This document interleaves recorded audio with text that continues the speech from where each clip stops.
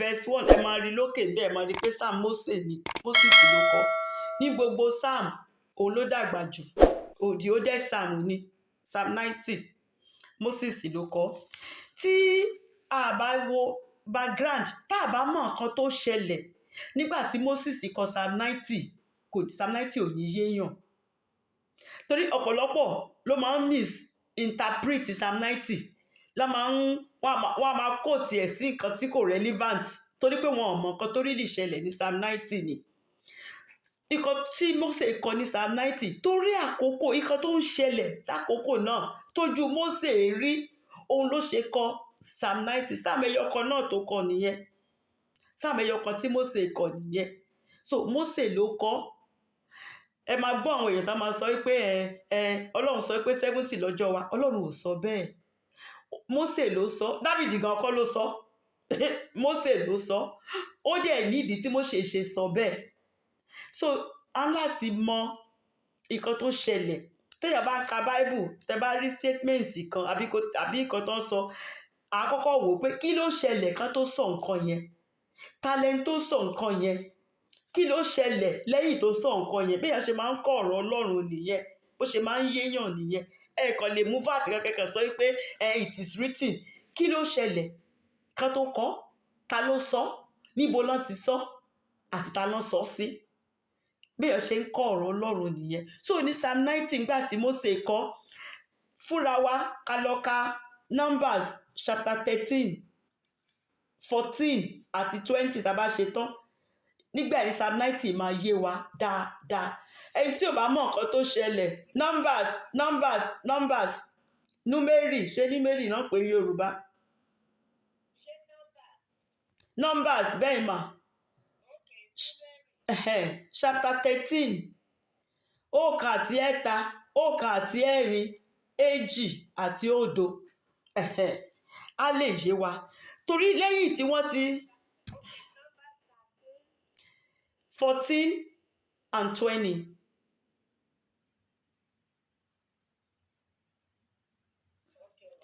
Torí lẹ́yìn tí Mósè tọ́lọ́run ti ní kó kó àwọn ọmọ Ọlọ́run kúrò ní ilẹ̀ Egypt, wọ́n ti kọjá òkun pupa o. Olúwa ti ṣe iṣẹ́ ìyanu o. Olúwa ti mú omi jáde nínú àpáta fún wọn o. Olúwa ló jẹ́ ibi ààbò wọn o. Torí inú tẹ́ǹtì ni wọ́n ń sùn o. Níbi táwọn ẹranko burúkú wà, Olúwa dẹ̀ pa gbogbo wọn mọ́. Kò sí nǹkan kan tó ṣe gbogbo wọn tán jáde láti Egypt o. Nígbà tí wọ́n bá ti kọjá òkun pupa, tó wá kù díẹ̀ kan dé ibi tí Ọlọ́run ṣèlérí fún wọn. Ọlọ́run wá sọ fún Mósè pé kó yan àwọn èèyàn 12 kí wọ́n lọ sí ilẹ̀ tọ́lọ́run ṣèlérí fún wọn, ilẹ̀ tó ń ṣàn fún wàrà àti fún oyin. Ibi tí wọ́n ń lọ, káwọn àmì yẹn kan lọ wo bẹ̀ kó tó di pé gbogbo wọn á máàchì wọnú ìlú yẹn. Nígbà tí àwọn kan tó wà níbi tí mo ní kẹlẹ́ ọkà, mo kàn ń paraphrase ẹ̀, mo kàn rọra ń sọ wọ́n díẹ̀díẹ̀ so that á lè yé wa. Nígbà tí àwọn àmì yẹn ń gbà tán máa fi dé, tán máa fi lọ wo ìlú yẹn, 40 ọjọ́ òní wọ́n fi rin gbogbo ìlú yẹn, bí ìlú yẹn ṣe tóbi sí, níbi tọ́lọ́run fún àwọn ọmọ ẹ̀ pé wọ́n ń lọ. Nígbà tí wọ́n padà, wọ́n sọ fún Mósè wípé, àwọn 10 nínú wọn sọ fún Mósè wípé, ṣé ibi tọ́lọ́run sọ pé òun fún wa nìyẹn? Àwa ò lè lọ́bẹ̀ yẹn o. Torí àwọn tó wà ń bẹ̀, giant, kí ni giant ní Yorùbá? Òmíràn làwọn tó wà ń bẹ̀ o. Wípé àwọn ọmọ Ọlọ́run, àwọn ni o, kò ń ṣe mi o, kò ń ṣàwọn ọmọ Ọlọ́run ti wá o. Níṣẹ́ làwọn mọ̀ rí bí grasshopper, àwọn mọ̀ rí bí ẹlẹ́ǹgà sí wọn ni. Ọlọ́run ti ṣèlérí o pé èmi ni mo fún yín nílẹ̀ yìí. Torí ẹ̀ ló ṣe kó wọn kúrò ní Egypt. Ó ti prepare ẹ̀ síbẹ̀. Ilẹ̀ tó ń ṣàn fún wàrà, ẹ̀yin ẹ ṣáà máa bọ̀. Ẹ máa bọ̀ ń bẹ̀. Ṣùgbọ́n ẹ lọ wo gbogbo ilẹ̀ yẹn bó ṣe rí. Bẹ́ẹ̀ làwọn 10 nínú wọn sọ wípé, àwọn òmíràn ló wà ń bẹ̀, giant ni. Ṣé làwọn rí àwọn kan rí bí ẹlẹ́ǹgà, grasshopper. Bẹ́ẹ̀ làwọn ṣe rí o. Àwọn yẹn á kàn fẹsẹ̀ tẹ̀ wọ́n pa ni. Àwọn ò lọ́bẹ̀ o.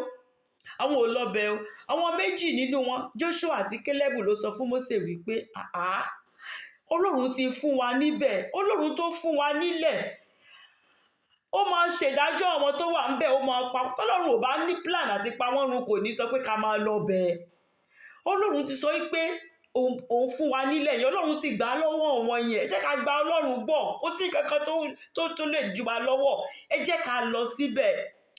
Àwọn yẹn yarí o, nígbà tí àwọn mẹ́wàá yẹn ti sọ fún gbogbo àwọn ọmọ Ísírẹ́lì, bẹ́ẹ̀ ni gbogbo wọn yarí pé àwọn ò lọ o. So Ọlọ́run sọ pé ẹ lọ, wọ́n láwọn ò lọ, àwọn èèyàn sọ pé rárá àwọn ò lọ. Joshua àti Caleb nìkan ló sọ pé àwọn á lọ. Bí gbogbo wọn ṣe pọ̀ tó, wọ́n ti rí iṣẹ́ ìyanu o, wọ́n ti rí òkun pupa tó pín sí méjì o, wọ́n ti rí omi tó jáde láti inú àpáta o, Olúwa ti sọ mọ́nà fún wọn látọ̀run o, ṣùgbọ́n wọn gbàgbọ́ nínú Ọlọ́run tó sọ pé òun ti fún wọn nílẹ̀ yẹn. Wọ́n yarí. Kì í ṣe pé wọ́n yarí nìkan, wọ́n tún wá ṣọ̀tẹ̀, wọ́n láwọn ò tiẹ̀ fẹ́ Mósè yẹn mọ́, wọ́n láwọn fẹ́ yan olórí fúnra wọn. Tó bá yan olórí fúnra wọn, olórí yẹn kó wá kó àwọn padà sí Egypt ní oko ẹrú níbi táwọn ti ń bọ̀. Irú Ọlọ́run eléyìí, ìyẹn kọ́ làwọn fẹ́, àwọn fẹ́ padà síbi tí àwọn ti ń bọ̀. So wọ́n ṣọ̀tẹ̀ sọ́lọ́run, wọn àgbàgbọ́ nínú Ọlọ́run, ẹ̀ṣẹ̀ wọn nìyẹn o. Ọlọ́run tó wà ní Egypt yẹn gangan lójú wọn wà, wọ́n ṣàgbèrè sọ́lọ́run, ẹ̀ṣẹ̀ tí wọ́n ṣẹ̀ nìyẹn. Ó ti sọ pé ká lọ ka Numbers 13, 14 and 20. So nígbà tí wọ́n dẹ̀ ti ṣe bẹ́ẹ̀, Mósè dẹ̀ lọ sunkún bọ́ Ọlọ́run. Ọlọ́run sọ pé fi wọ́n sílẹ̀, ìwọ kọ́ lọ́kọ̀, èmi lọ́kọ̀. Torí pé wọ́n dẹ̀ ṣerú nǹkan tí mo ṣe yìí pẹ̀lú gbogbo iṣẹ́ ìyanu tí mo ti ṣe, Ọlọ́run sọ pé òun máa pa gbogbo wọn rẹ́ pátápátá ni, pé òun á tún jẹ́ kí ìran míì kó bẹ̀rẹ̀, torí òun yàn wọ́n láti jẹ́ èèyàn òun. Torí láti ìbẹ̀rẹ̀ àwọn ọ̀pọ̀lọpọ̀ ni ò mọ plan Ọlọ́run. Ọlọ́run ní plan, ètò Ọlọ́run ní pé nígbà tí Ọlọ́run ti dá Ádámù àti Éfù pé kó máa fellowship pẹ̀lú wa, kò fẹ́ kéèyàn máa kú, ṣùgbọ́n nígbà tí ẹ̀ṣẹ̀ dẹ̀ ti wọ̀, Ọlọ́run rí sì ré mímọ́ ni. Ọlọ́run ò lè bá ẹni tó bá ti wà nínú ẹ̀ṣẹ̀, Ọlọ́run ò lè bá fellowship. So Ọlọ́run wá mọ́ Jésù Kristi wá kó wá ṣe àtúnṣe. So kí Jésù tiẹ̀ tó dé, Ọlọ́run wá Abraham nínú àwọn èèyàn, ó wá àwọn èyí tó mọ̀ pé èèyàn yìí ọlọ́kàn tó dáa ni. Torí Ọlọ́run gan regret pé òun dá èèyàn. Ẹ lọ kà Genesis, ó lóun regret pé òun dá èèyàn torí ó dá wa, torí pé ó fún wa ní wíìlì, ó fún wa ní wíìlì pé nǹkan tó bá wù wá, ó dá wa bíi ti ara rẹ̀ pé nǹkan tó bá wù wá la lè ṣe. Wíìlì yẹn o lèèyàn ṣe ń sọ̀sọ́kùsọ, lèèyàn ṣe ń ṣèṣekúṣe torí pé ó fún wa ní wíìlì ni o. So a lè wá sọ pé Ọlọ́run yẹn ẹ fẹ́ mọ́, eléyìí òun ló fẹ́, èèyàn míì gan lè lálẹ́ ẹ̀ pàkà kó máa sọ̀rọ̀ sọ́lọ́run. So Ọlọ́run sọ pé òun regret pé òun dá àwọn èèyàn, torí ẹ̀ ló ṣe pa àwọn ìran kan rẹ́ nígbà tí Noah, pé àwọn eléyìí wọ́n ti bà nǹkan jẹ́, àwọn òun ò lè fẹ́ ló ṣe pẹ̀lú àwọn eléyìí, torí ìjọba Ọlọ́run, ìjọba tó fẹ́ ni ibi tí àwọn èèyàn bíi tirẹ̀, àwọn ọlọ́kàn tútù, ọlọ́kàn mímọ́ bíi tọlọ́run tó máa bá fellowship títí ayérayé. Ètò Ọlọ́run nìyẹn. Sátánì dẹ̀ ní kingdom títí ẹ̀ náà, so kingdom méjì ló wà, kingdom kan tọlọ́run, kingdom kan ti Sátánì. So torí ẹ̀ lọ́lọ́run ṣe yan Ísírẹ́lì pé káwọn eléyìí jẹ́ tèmi, ká máa gbọ́rọ̀ sí mi lẹ́nu, kán jẹ́ mímọ́. Nǹkan tọ́lọ́run ṣe yan Ísírẹ́lì nìyẹn, kò sí ìdí mìíràn tó ṣe yan Ísírẹ́lì. Nǹkan tó ṣe ń pe àwa tá jẹ́ àtúnbí náà nìyẹn, pé nínú gbogbo àwọn tí mo wá dá, mo fẹ́ àwọn tó jẹ́ pé wọ́n ní ọkàn tútù, àwọn tó lè gbé ìgbé ayé mímọ́, àwọn tí mo lè máa bá gbé forever and ever. Nǹkan tó lọ́run fẹ́ nìyẹn, plan Ọlọ́run nìyẹn.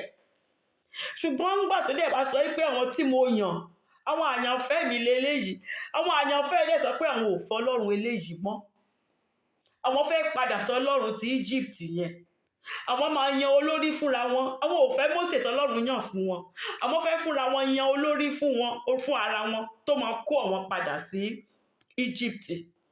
Ọlọ́run wá sọ wípé okay, ní Numbers 14 yẹn ó sọ wípé wọ́n kùn sí Mósè àti Áárónì.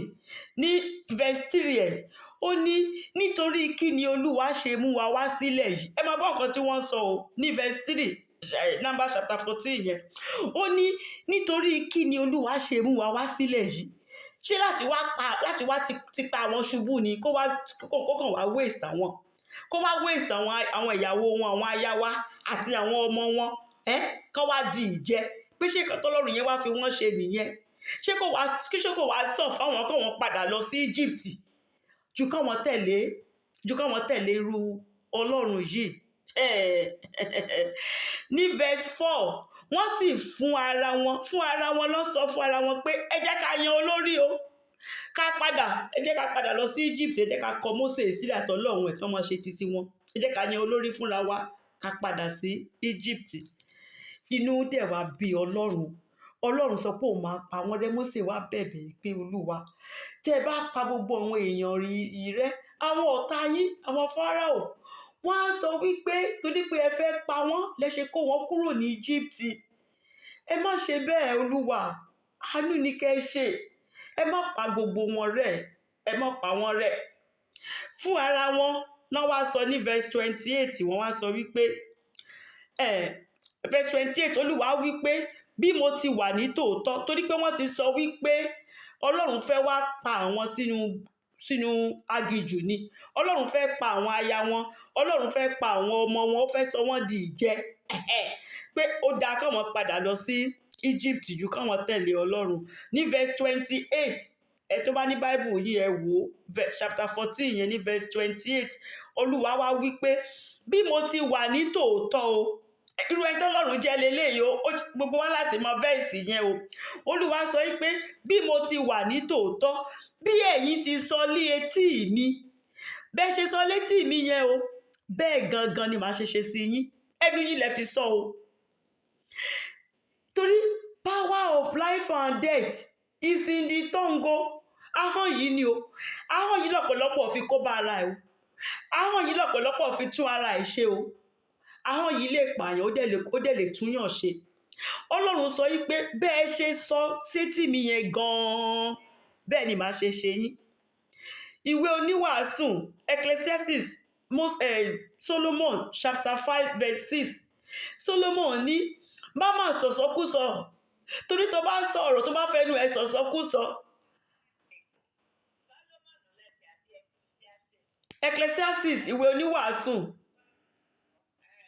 olókọ́, ìwé oníwàásù Solomon ló kọ chapter 5 verse 6 ó ní ẹ má má fi ẹnu yín wa rọ́ọ̀fù o, ẹ má fẹnu yín sọ̀sọ́kúsọ o, torí nígbà tẹ́ bá ti sọ̀sọ́kúsọ áńgẹ́lì ti gbọ́, áńgẹ́lì ò tún gbọ́ góò kò gbọ́ kọ́ọ̀mù, tẹ́ bá ti sọ ó lè ti di ṣíṣe ni o. Má ṣe jẹ́ kí ẹnu rẹ kí ó mú ara rẹ ṣẹ o, kí ìwọ kí o má sì ṣe wí níwájú áńgẹ́lì ní ìránṣẹ́ Ọlọ́run pé ẹ̀sìn ni ó kàn ṣẹ̀sìn ni, ìwọ ọmọ kan ṣe eré mọ̀ ní o mọ̀ mí ni ẹ. O lè sọ bẹ́ẹ̀ níwájú áńgẹ́lì o, because life is spiritual. Bó bá ṣe sọ bẹ́ẹ̀ láńgẹ́lì á ṣe gbé lọ, bẹ́ẹ̀ ló máa ṣe áńgẹ́lì ò mọ̀ bóyá ò ṣeré. So bọ́lọ́run dẹ̀ ṣe máa ń ṣe nìyẹn. Tó bá rí ara ẹ bí ẹlẹ́ngà níwájú giant, bẹ́ẹ̀ lọ́lọ́run ṣe rí ẹ. Bí ìṣòro tó bá ṣe rí ìṣòro ẹ sí bí ìṣòro yìí ṣe tóbi tó lójú ẹ tó tóbi ju Ọlọ́run ẹ lọ, bẹ́ẹ̀ ni ìwọ náà rómìrán nìyẹn, ìwọ dẹ̀ rí bí grasshopper sí wọn. Bẹ́ẹ̀ ni bẹ́ẹ̀ dẹ̀ lọ́lọ́run ṣe máa ṣe. Ṣé mọ̀, ẹ máa réyàn míì sí ó ń gbàdúrà o, ó ń gbàdúrà pé kí ọmọ kó lè ní ọkọ, ṣùgbọ́n nígbà tí ó lè jọ́ta gan ló máa béèrè pé báwo dẹ̀ lọ́rọ̀ ọmọ ẹ̀ á ní kò máa tí ì lọ́kọ àti àmọ́ ṣe ń wojú Ọlọ́run kò tí ì lọ́kọ. Áńgẹ́lì dẹ̀ gbọ́ bó dẹ̀ ṣe ń sọ bẹ́ẹ̀ lọ́lọ́run gbọ́. Kí ló yẹ kó jáde lẹ́nu onígbàgbọ́? A ti ń retí ọkọ ẹ̀, àmọ́ ní pẹ́ ṣe ìyàwó, àmọ́ tí ń wojú Ọlọ́run, ọkọ ẹ̀ ò ní pẹ́ dé lórúkọ Jésù. Ọ̀rọ̀ bẹ́ẹ̀ ṣe ń sọ lẹ́nu pé kò tí ì rọ́kọ, ṣọ́lọ́run sọ bẹ́ẹ̀? Ṣé bọ́lọ́run sọ pé no shall want her mate? Ṣé bí kọ́sọ́lọ́run sọ nìyẹn? But ìwọ dẹ̀ sọ pé kò tí ì lọ́kọ, kò tí ì láya. So ikọ́ tọ́lọ́run sọ, ikọ́ tó dẹ̀ ń sọ sọ́lọ́run lọ́lọ́run ń gbọ́. So ọ̀rọ̀ ẹnu wa ó ṣe pàtàkì. Ẹjọ́ ẹnu ni wọ́n fi kó bára wọn o, àwọn ará Ísírẹ́lì. So Ọlọ́run sọ pé bí wọ́n ṣe sọ yẹn gan-an létí mi, bẹ́ẹ̀ ni mo ṣe máa ṣe sí wọn.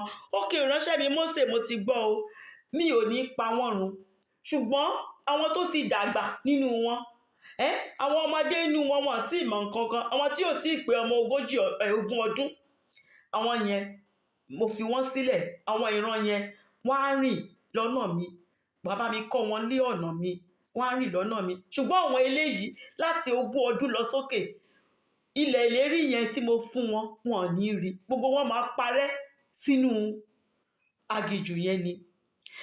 Ọlọ́run wá sọ fún wọn pé 40 ọjọ́ òun ni Joshua àti Caleb àtàwọn amí 12 náà fi lọ wo ilẹ̀ yẹn. 40 ọjọ́ yẹn á wá di punishment fún gbogbo wọn, ọjọ́ kọ̀ọ̀kan á wá di ọdún kọ̀ọ̀kan fún wọn. Ìdí tó ṣe fi ìrìn àjò wọn ṣe 40 years nìyẹn o. Ìrìn àjò 40 ọjọ́ òun ló wá di 40 ọdún fún wọn o. Ẹ máa rí kà ní verse 33 bẹ́ẹ̀. Ó ní àwọn ọmọ yín, téèyàn bá ń ṣẹ̀, ọmọ á jẹ ń bẹ̀. Ó ní àwọn ọmọ yín yóò sì máa rìn kiri ilé aginjù. Wọ́n kàn rìn round the mountain ni. Ọlọ́run ní wọ́n á sì máa rìn káàkiri ilé aginjù ní 40 ọdún. Ó ní wọ́n sì máa ru ìwà àgbèrè yín, ìwà àgbèrè àwọn bàbá wọn àti ìyá wọn. Ó ní títí òkú gbogbo àwọn yẹn tó máa fi tí gbogbo wọn á fi kú dànù, tó máa fi ṣòfò nínú aginjù. Ní verse 34 ẹ wá sọ pé gẹ́gẹ́ bí iye ọjọ́ tí ẹ̀yin fi rin ilẹ̀ náà wò. Ṣé 40 ọjọ́ lẹ lọ fi rin ilẹ̀ náà wò? Àní 40 ọjọ́, ó ní ọjọ́ kan fún ọdún kan ni. Lẹ́yìn ó ru ẹ̀ṣẹ̀ yín, àní 40 ọdún òun ni wọ́n á fi wà nínú aginjù. Ẹ̀yin ó sì máa ba ìlérí mi jẹ́. Ẹ ti breach contract mi, ẹ ti breach mi ìmọ̀ Yorùbá breach, ẹ ti breach contract ìlérí májẹ̀mú bá ṣe jọ sọ, ẹ ti bàjẹ́. 40 ọjọ́ ló yẹ kẹ́ fi wọ ilẹ̀ ìlérí tí mo fún yín. Ṣùgbọ́n torí pé ẹ kọ̀ Ọlọ́run, ẹ gba Ọlọ́run tó ṣeṣẹ́ ìyanu, tó ṣe gbogbo ẹ̀ fún yín lọ́nà, ẹ gbàgbọ́. Nítorí náà ọjọ́ kan fún ọdún kan, ìrìn 40 ọjọ́ kó má do 40 ọdún o. Ìrìn àjò aginjù èmi ò fẹ́ mọ́ o bàbá. Ànírògùn ìrìn àjò aginjù lórúkọ Jésù o. So ẹjọ́ ẹnu wa kóníkálùkù kò ṣọ́ ẹnu ẹ̀. Nǹkan tọ́lọ́run sọ ó ní kéèyàn máa sọ o. Ẹ má sọ ṣe bí mo kàn fi ń ṣeré ni, ṣe bá kàn dẹ̀ ń sọ lásán ni. Áńgẹ́lì ń gbọ́, Ọlọ́run dẹ̀ ń gbọ́ o, áńgẹ́lì dẹ̀ ń gbé lọ. So nǹkan tí mo fẹ́ ká mọ̀ nìyẹn. Torí ní Numbers chapter 20 ẹ máa rí pé lákòókò náà òun ni Mariam, ṣe mọ̀ pé Mariam àbúrò Mósè ni, òun ló kú. Áárónì gan kú. Gbogbo àwọn láti 20 ọdún sókè lójú Mósè báyìí ni wọ́n ń kú lójoojúmọ́ tí Mósè dẹ̀ rí wọn. So bí pé Mósè ń sìnkú lójoojúmọ́ ni. So nǹkan tó ṣẹlẹ̀ lákòókò tí Mósè kọ Psalm 90 nìyẹn. Ayé wá sú Mósè pé ṣé báyé èèyàn ṣe rí leléyìí ṣá. Àṣéyàn erùpẹ̀ lásán léèyàn o. Èèyàn kàn dẹ̀ rí nígbà téèyàn bá kàn lọ sí ìṣọ́ òrun tó dẹ̀ padà láàárọ̀ tílẹ̀ ti mọ́, àwọn èèyàn yẹn dẹ̀ ti lọ. That's it. Erùpẹ̀ lásán. Gbogbo wọn tó jọ kúrò tí wọ́n ní dream gidi, tán jéèyàn gidi, ó dẹ̀ ń wò wọ́n tán dẹ̀ ń joró, tán dẹ̀ ń kú dànù nínú ibẹ̀ yẹn. Òun ni Mósè ṣe kọ nǹkan tó kọ ní Psalm 90. So with that mo mọ̀ pa ayé wa lórúkọ Jésù. Torí ó dìtẹ̀ pẹ̀lú bó ṣe dìtẹ̀ tó alọ́rọ̀ òyànjú. Torí tí n bá sọ ọ̀rọ̀ òyànjú yìí mi ní ṣe Psalm 90 kò tí ì ṣe. A ní ọ̀rọ̀ òyànjú. Torí nínú verse kan nínú Psalm 90 yẹn tí Mósè fi sọ pé Olúwa wá kọ́ wa bá ṣe máa lo ọjọ́ wa o. Láti máa ka iye ọjọ́ wa lójoojúmọ́. Torí àwa tá bá fẹ́ ka ọdún birthday, ọdún kọ̀ọ̀kan la máa ń kà, la máa ń mú birthday wa. Ọdún kan ti kọjá, mo tún ti ṣọdún mìíràn. But Mósè sọ pé Olúwa, lẹ́yìn tí Mósè ti rí gbogbo nǹkan tó ṣẹlẹ̀ sáwọn èèyàn yẹn, àwọn tó ń gba Ọlọ́run gbọ́, àwọn tó ń ṣọ̀tẹ̀ sọ Ọlọ́run, lẹ́yìn tí Mósè ti rí nǹkan tó ṣẹlẹ̀ sí gbogbo wọn, Mósè wá sọ pé Olúwa, ọjọ́ èèyàn mọ̀ kéré kò mọ̀ gùn rárá o. Kò mọ̀ sí nǹkan kan tó wà láyé yìí o. Kọ́ wa láti máa ka ọjọ́ wa lójoojúmọ́ ní kọ̀ọ̀kan ni o. ká má wéèsì ẹ̀, ká má kàn wéèsì ọjọ́ kọ̀ọ̀kan. Ọjọ́ kan tá a bá ní ẹ̀bùn ni o, torí ẹ̀ lòyìnbó ṣe ń pè é ní present, gift ni o. Every day is a gift.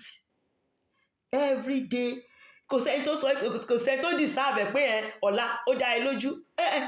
Tó bá wù Ọlọ́run ni o. I lay me down, I sleep and I wake. Torí pé ó wù Ọlọ́run ni o. Tí ò bá wù Ọlọ́run, kò sí nǹkan téèyàn máa ṣe sí o. Ọlọ́run nìkan òun ló dá wa. Òun ló dẹ̀ ti sọ wípé àkókò báyìí kò dẹ̀ sí nǹkan tẹ́nìkan kan lè ṣe sí o. Kò sí. So Mósè sọ pé Olúwa kọ́ wa láti máa ka ọjọ́ wa, ká máa kà á lọ́jọ́ kọ̀ọ̀kan, kò ń ṣe ní ọdún. Ká make sure pé ọjọ́ kọ̀ọ̀kan yẹn pé à ń lò ní rere, à ń lò fún nǹkan tó dára. Ká má máa ka ọdún, ká máa kà á lọ́jọ́ kọ̀ọ̀kan, ká lè máa bá ṣe máa gbé ìgbésí ayé wa tó kù. Ọjọ́ ayé wa tó kù ká lè mọ̀. Torí kò sẹ́ni tí ò ní kú àfi ẹni tó máa ń tanra ẹ̀. Erùpẹ̀ ilẹ̀ ni ìwọ ó sì padà di erùpẹ̀ ilẹ̀. Tó láwọn kan máa ń gbélé ayé bẹ́ẹ̀ ni pé òun ò ní kú. Wọ́n ti máa ń gbàgbé pé erùpẹ̀ lásán làwọn á mọ̀. So Mósè sọ pé Olúwa kọ́ wa láti máa ka ọjọ́ wa, ká bá lè fi ọgbọ́n ká lè fi lò ó. So ọ̀rọ̀ ìyànjú ta ní ni pé báwo ni ó ṣe yẹ kí a gbé àkókò tó kù tọ́lọ́run fún wa. Ó lákòókò. Ọlọ́run nìkan ni ò lákòókò. God is it's not time bound. Kò sí 1,000 years bí ọjọ́ kan ni lójú Ọlọ́run. Àwa la ní àkókò. Àwa la ní àkókò, àwa là ń ka ọjọ́, àwa là ń ka ọdún. So Mósè sọ pé ilé tó kù, ẹni tó bá gbọ́n, ilé tó kù nínú ayé èèyàn kéèyàn lọ jókòó kó lọ rò wípé ilé tó kù nínú ayé báwo mo ṣe fẹ́ ṣe lò ó, báwo mo ṣe fẹ́ ṣe gbé ilé ayé yìí, èyí tó kù yìí. Ẹ̀bùn ní ojoojúmọ́. Every day is a present, is a gift tọ́lọ́run fún ẹ. Ṣé ibi ló fi ń ṣe ni? Àbí ṣé rere ló fi ń ṣe ni? Báwo ló ṣe ń lo ojoojúmọ́ ẹ̀bùn tọ́lọ́run fi fún ọ? Rántí pé Ọlọ́run ló fi ọjọ́ kọ̀ọ̀kan, òun ló fi fún ọ. So nǹkan tí mo kàn fẹ́ sọ nípa ẹ̀ ni wípé ohun tí a lè ṣe tí ọ̀rọ̀ Ọlọ́run sọ lèmi kàn fẹ́ sọ̀rọ̀ nípa ẹ̀. Nǹkan tó bá wo ń kálukú, Ọlọ́run ṣe mọ̀ pé Ọlọ́run fún wa ní will. Èyí tó bá wo ń kálukú ló lè ṣe. But ara ẹni tó jẹ́ pé ó máa bless, ṣe mọ̀, tó máa lọ ronú lóòótọ́ pé báwo mo ṣe ń gbé ìgbésí ayé mi, báwo ni mo ṣe ń lo ìgbésí ayé mi. Gbogbo ọjọ́ tọ́lọ́run fi fún mi, torí ọjọ́ lọ́lọ́run kà. Gbogbo ọjọ́ tọ́lọ́run fi fún mi, báwo mo ṣe fẹ́ ṣe lò ó. Kí la máa rántí mi fún ná? Nígbà tí n bá dọ̀run, kí ni mo máa bá ń bẹ̀? Àbí bóyá tó bá tiẹ̀ kú tán, tó bá ṣe wá lọ rí pé lóòótọ́ mọ̀ lọ́run àpáàdì wà, ọ̀run rere mọ̀ wá, tí ò dé sí kankan tó lè ṣe mọ́ nígbà náà, kí ló mọ̀ wá ṣe? Pé so Mósè fẹ́ ká jókòó ká ronú wa. Psalm 90 nǹkan tó wà fún nìyẹn o. Kó ní kálukú lọ jókòó kó ronú ara rẹ̀, kó mọ̀ wípé èèyàn lásán lèèyàn o. Ọlọ́run nìkan òun ló wà tí ò dẹ̀ ní kò yípo padà, kò sí láéláé ni o. Bó ṣe wà nìyẹn. Èèyàn lásán ẹlẹ́ran ara.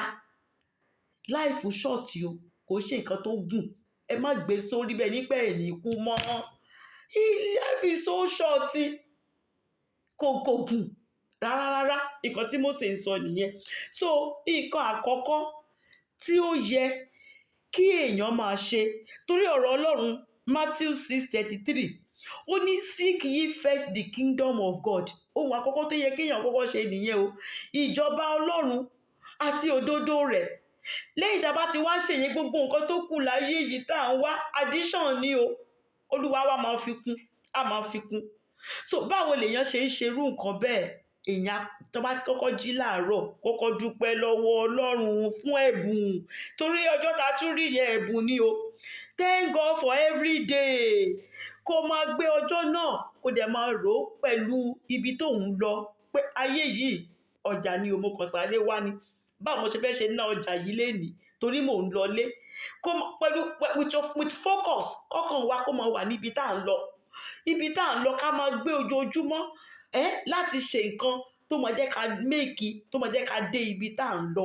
Bó ṣe yẹ ká ṣe máa gbé ayé wa nìyẹn o. Thank God for the day. live the day with eternity in mind. Torí àwọn tó gbọ́ Yorùbá ní ibi tá à ń lọ ayérayé yẹn kó máa wà lọ́kàn wa lójoojúmọ́ pé àlejò ni mí ń bí, ibi tí mò ń lọ yẹn kí n máa gbé ìgbé ayé mi láti lè dé ibi tí mò ń lọ. Bó ṣe yẹ ká ṣe máa gbé ìgbé ayé wa nìyẹn o. Then ká wá àkókò fún Ọlọ́run. Nǹkan tí Ọlọ́run dá wa fún leléyìí o, kò dá wa pé ká kàn wá sáyé ká wá kọ́lé ká wá bímọ ká wá lọ́kọ. Nǹkan tó dá wa fún kọ́ nìyẹn. Addition ní gbogbo yẹn, àfikún ni. Ó dá wa pé ká wá kó ń wo àwa tóun lè mú nínú gbogbo àwọn tóun dá tó lè bá òun gbé nínú ìjọba òun títí ayérayé. That's all. Ká lè máa fi yìn fóun, kó lè máa fellowship pẹ̀lú wa, ká lè máa gbé Ọlọ́run ga. But kò lè bá ẹ̀mí tó lẹ́ṣẹ̀, ẹ̀mí tí kò lè rẹra ẹ̀ sílẹ̀ kò lè bá gbé. So torí ẹ̀ ló ṣe ń wá àwọn àyànfẹ́, ló ṣe ń yan àwọn tó fẹ́ láàrin gbogbo èèyàn. So ká wá àkókò fún Ọlọ́run yẹn, ká má busy. Iṣẹ́ tá à ń ṣe, ọmọ, ọkọ, ìyàwó, kó má borí pé èmi ní táìmù, ẹ mọ̀ pé mo busy. Nǹkan ta torí ẹ̀dá ẹ̀ gangan wá ń kọ́. Wá àkókò fún Ọlọ́run. Lákòókò tẹ bá ní fọ́lọ́run yẹn, ẹ gbé Ọlọ́run ga, ẹ gba àdúrà, ẹ gbé Ọlọ́run ga, ẹ gba àdúrà. Nǹkan tá bá dẹ̀ ní, ẹ jẹ́ ká fi ṣe Ọlọ́run. Ohun gbogbo tá a ní tọ́lọ́run ni o. Kò sí nǹkan tá a mú wá, kò dẹ̀ sí nǹkan tá a mú lọ. Nígbà tí Elon Musk bá ń lọ, tá bá fi $1 sí lọ́wọ́, á jábọ́ o. Gbogbo bílíọ̀nù tí Elon Musk nígbà tó bá ń lọ kò lè mú one dime lásán, kò lè mú lọ. Ká san ìdámẹ́wàá. Torí nǹkan tá bá ṣe fọ́lọ́run la máa bá lọ́run bí tá à ń lọ o. Ayé náà ti máa ń gbé ṣeṣẹ́ ọ̀run o. Nǹkan téèyàn bá ṣe sílẹ̀ bí ló máa bá o. Tó bá débẹ̀ tó ní nǹkan kan lákàntì ẹ, too bad. San ìdámẹ́wàá, má gbọ́ nǹkan táwọn tó wà ń tà ń sọ o. Ìwọ tó mọ ibi tó ń lọ, san ìdámẹ́wàá fọ́lọ́run. Ohun gbogbo tó bá ní, fi ṣe ìrànlọ́wọ́ fáwọn aláìní bọ́lọ́run ṣe sọ. Tọ́jú opó, fowó ẹ ṣeṣẹ́ Ọlọ́run. Nǹkan tó máa bá nígbà tó bá dọ̀run nìyẹn o. Wà láwùjọ àwọn èèyàn, fellowship pẹ̀lú àwọn ọmọ Ọlọ́run. Ọ̀rọ̀ Ọlọ́run sọ pé don't forsake the assembly of the children of God. Má sọ pé mo ti dá Ọlọ́run mi màmá máa ṣe ń lé mi, má ṣe rú ẹ̀. Lọ wà láàrin àwọn ọmọ Ọlọ́run. Lọ chọ́ọ̀chì bó tiẹ̀ jẹ́ ẹ̀kan lọ́sẹ̀ kan at least ó dá lọ. Dé kí lọ́lọ́run fẹ́ ká ṣe? Ó fẹ́ ká jẹ́ iyọ̀ ayé. Matthew 5:13. Tó bá jẹ́ pé àwa onígbàgbọ́ tá jẹ́ iyọ̀ ayé ni, ayé ò ní le bó ṣe le yìí. Àwọn missionaries ńgbà tán mú ẹ̀sìn wá sí Áfíríkà, wọ́n á kọ́ chọ́ọ̀chì, wọ́n á kọ́ hospital, wọ́n á kọ́ school, wọ́n á kọ́ oríṣiríṣi kan láti lè jẹ́ káyé rọ àwọn èèyàn lọ́rùn. Ṣùgbọ́n nísìnyí kí làwa kìrìsìtẹ́nì ń ṣe? Kìrìsìtẹ́nì gan tẹ pé á tún parọ́ fún yín. Kìrìsìtẹ́nì ni o. Ẹ fẹ́ gbéṣẹ́ fún, á tún parọ́ fún yín. Nígbà míì gan ó bẹ́tà kẹ́ lọ pé aláìgbàgbọ́ kẹgbéṣẹ́ fún kẹgbéṣẹ́ fún kìrìsìtẹ́nì lọ. Ṣé ó wá jẹ iyọ̀ ayé bẹ́ẹ̀ yẹn? Ó ní gbogbo àwọn nǹkan wọ̀nyí ṣe ń ṣẹlẹ̀. Torí ó yẹ káwa kìrìsìtẹ́nì jẹ́ kí ìjọba Ọlọ́run ká mú wá sínú ayé yìí ni. Ká jẹ́ kí gbogbo nǹkan kó easy. Tọ́mọ Ọlọ́run bá jẹ́ dókítọ̀, tí Sátánì gbé àìsàn lọ́mọ Ọlọ́run, tí dókítọ̀ bá rí, ó yẹ kí dókítọ̀ mọ̀ pé eléyìí ò kì í ṣe medical. Ó yẹ kí dókítọ̀ mọ̀ wípé àkókò láti gbé aṣọ priest ní wọlé léyìí. Kí dókítọ̀ kó dẹ̀ kó dá padà síbi tó ti wá. Èrì bá yá da tó bá jẹ́ pé ó rí bẹ́ẹ̀.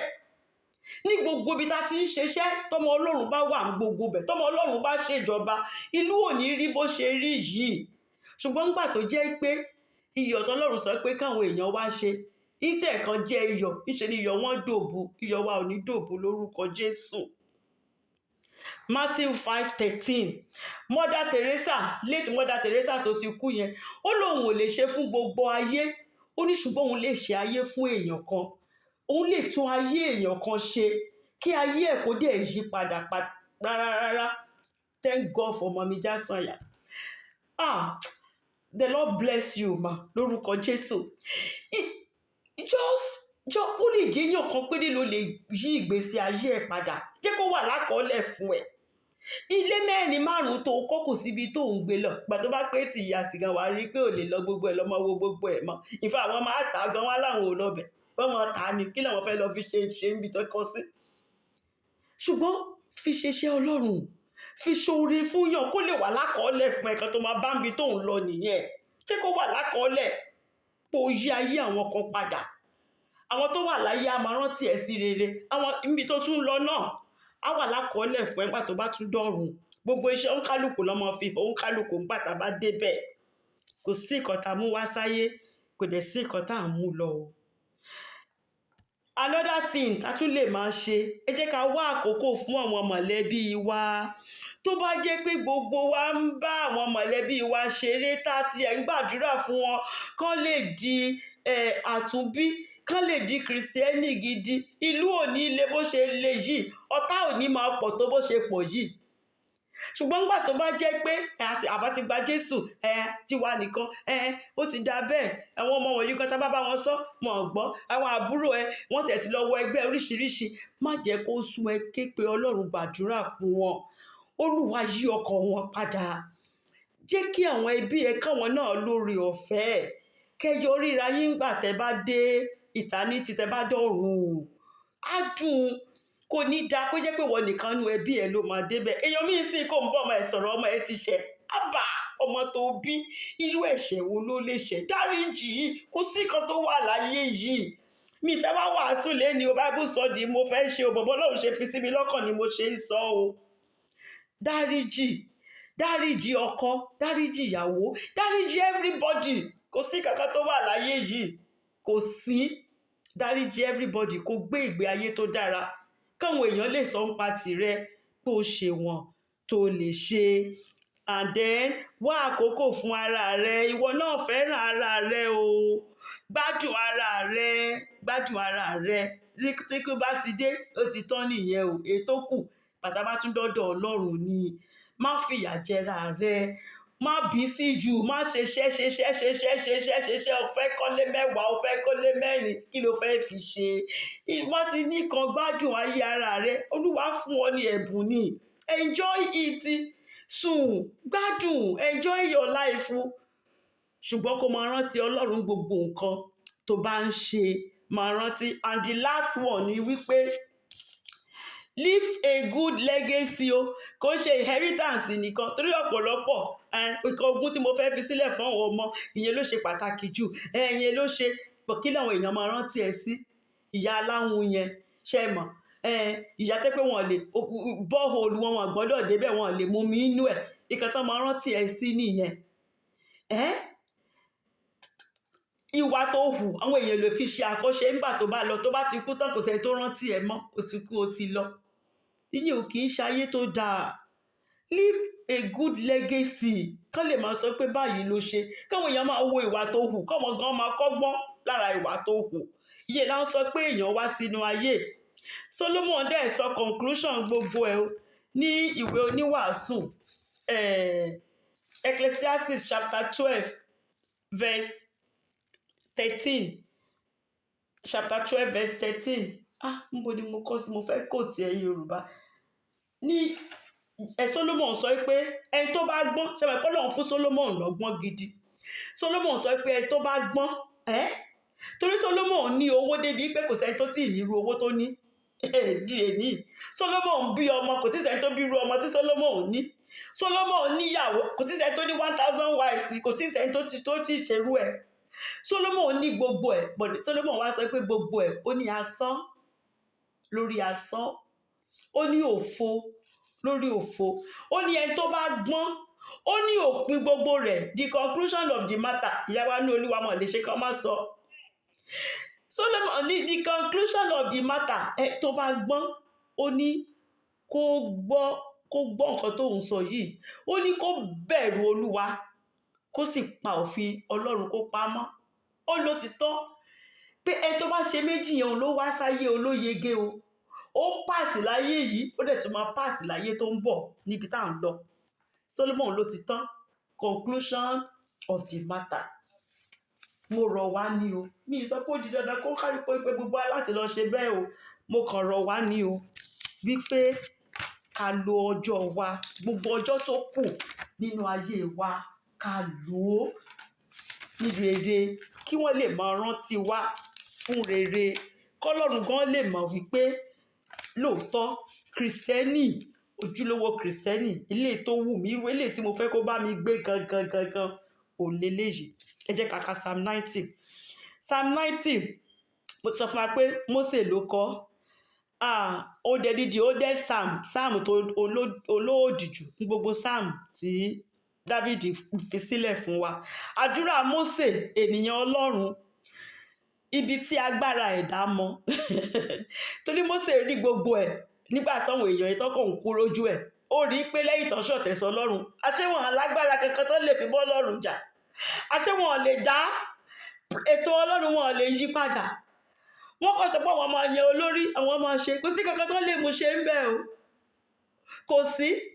Níbi tí amọ̀ tó ti ń sọ fún amọ̀kòkò pé báwo ló ṣe mọ òun bí eléyìí, ẹ rí pé amọ̀ yẹn ẹ rí pé ó gàn. Amọ̀kòkò ti mọ́ sílẹ̀, ó ti mọ́ tán, ó wá sọ pé báwo ló ṣe mọ imú òun bẹ́ẹ̀, báwo ló ṣe mọ ojú òun, ẹ rí pé ó gàn. Torí amọ̀ ẹni tó mọ̀ yẹn, ó tún lè pa amọ̀ yẹn kó tún pa rẹ̀, kó mọ̀ tiẹ̀ wá tún mọ́ rárá. So Mósè sọ wípé ibi tí agbára ẹ̀dá mọ, kí kálukú mọ̀ kó tó di pé èèyàn máa sọ̀rọ̀ sọ́lọ́run.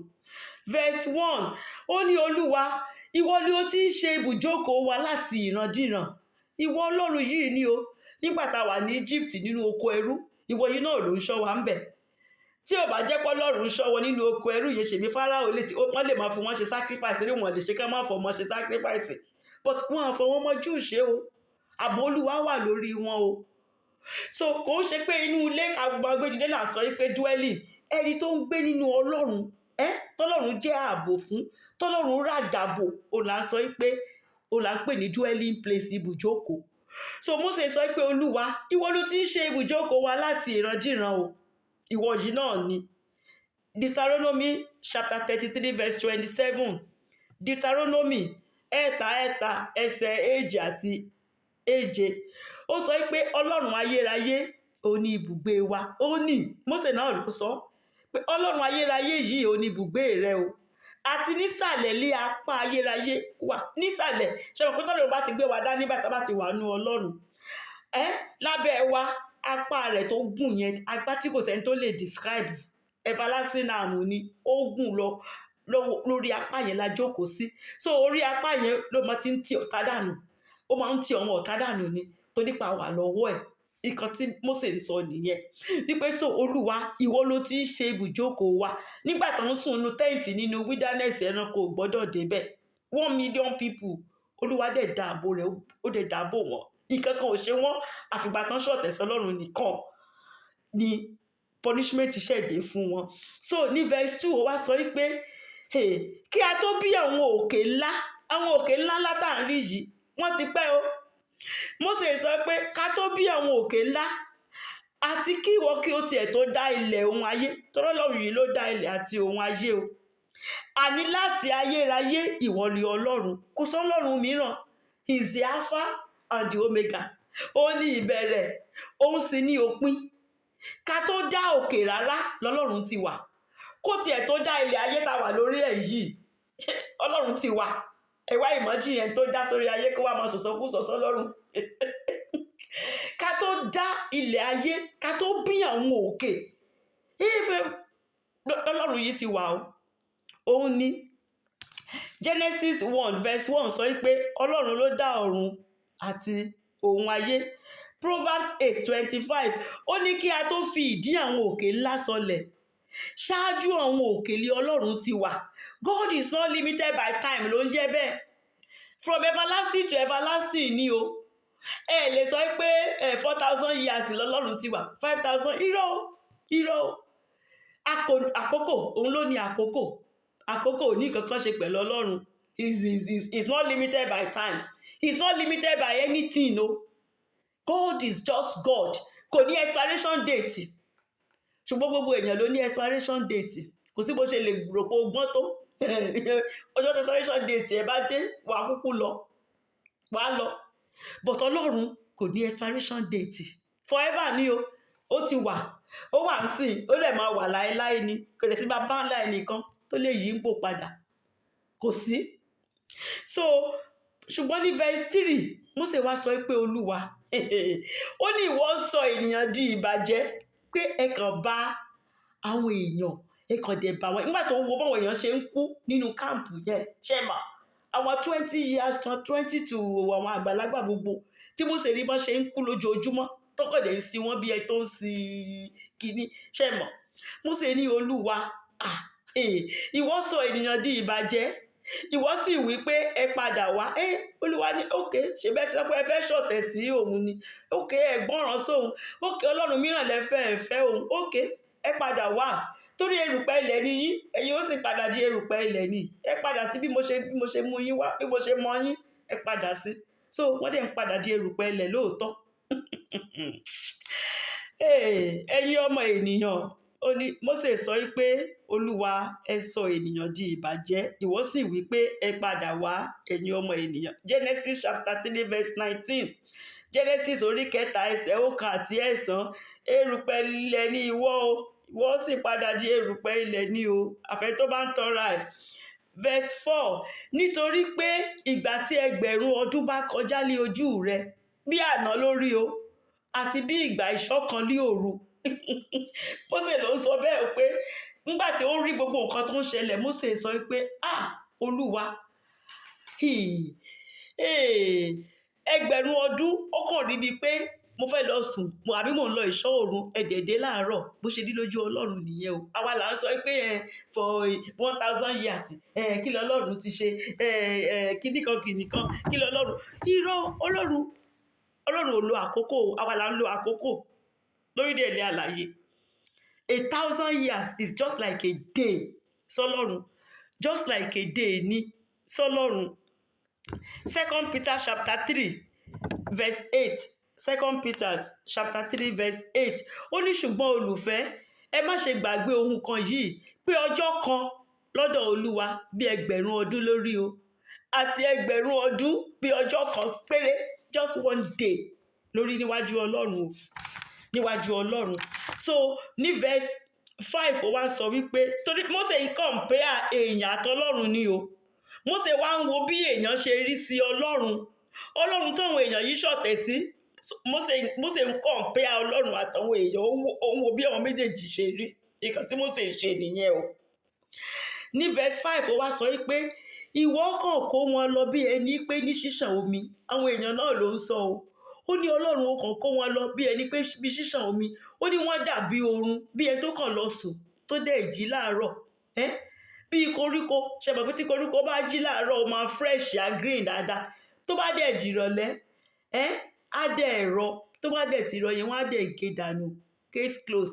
Mósè ní bí ayé ọmọ èèyàn ṣe rí nìyẹn pé báyé ọmọ èèyàn nígbà tó ń wo gbogbo wọn bọ́n ṣe ń lọ nínú káàmpù yẹn wípé ẹ̀rù Ọlọ́run yìí báyàn o àṣé kò sí nǹkan kan lára èèyàn kò sí nǹkan kan téèyàn jẹ́ atẹ́gùn lásán ni o bíi wíǹdì adẹ̀fẹ́ lọ nǹkan tí Mósè sọ nìyẹn.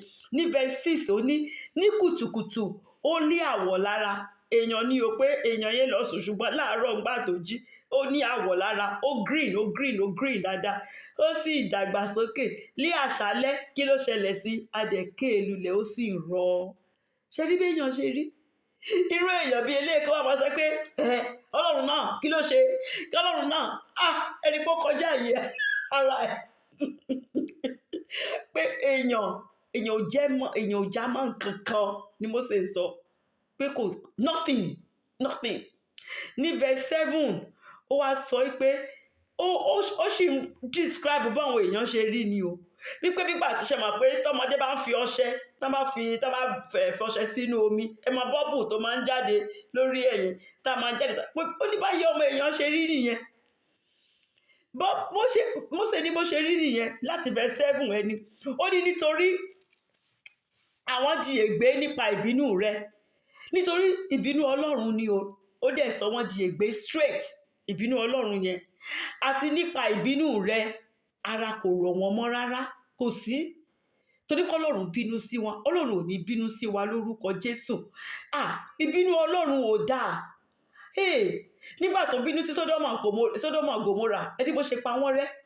Nígbà tó bínú sáwọn èèyàn nígbà tí Nóà, ẹni bó ṣe fòjò bó ṣe fi pa wọ́n rẹ́. Nígbà tó bínú sáwọn ọ̀tá Mósè, kí ló ṣẹlẹ̀ sí wọn? Ilẹ̀ ńlá ni ó gbé wọn mì ní, ẹ̀rù gan bá Mósè fún rẹ̀. Ìbínú ọlọ́run ò dáa.